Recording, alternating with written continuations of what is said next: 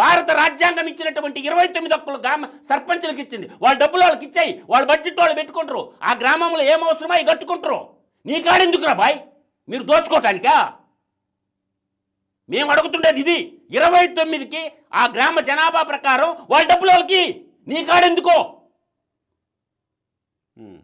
ఇది కదా భారత రాజ్యాంగం చెప్పింది. నువ్వు చెక్ చేసుకో. ఏదన్నా అవినీతి జరిగితే మీరు చేయటంలో అవినీతా? మీరు చేయటంలో అవినీతా? మీరు దోచుకోవటంలా? ఎవడికి చెప్తాడు కబుర్లో? 29 అధికారాలు ప్రతిపక్ష పార్టీలు అడుగుతుండా, పవన్ కళ్యాణ్ జనసేన అడుగుతుండా, భారతీయ జనతా పార్టీని తెలుగుదేశం పార్టీ ఇచ్చే దమ్ము ఉందంటున్నా నేను. ముందు ఆ 29 అధికారాలు ఇచ్చి మాట్లాడండి.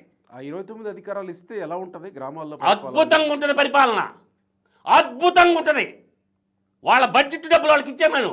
వాళ్ళకి శనివారం వేస్తారు, ఆ సోమవారానికి అకౌంట్లో డబ్బులు ఉండవు. శనివారం వేస్తారు డబ్బులు పంచాయతీ అకౌంట్లో, సోమవారానికే ఎత్తేస్తారు. ఊళ్ళో కరెంటు బల్బు వేయాలంటే అడుక్కునే పరిస్థితి, కరెంటు పోల్లు వేయాలంటే అడుక్కునే పరిస్థితి, కలవట్లు కట్టుకోవాలంటే అడుక్కునే పరిస్థితి.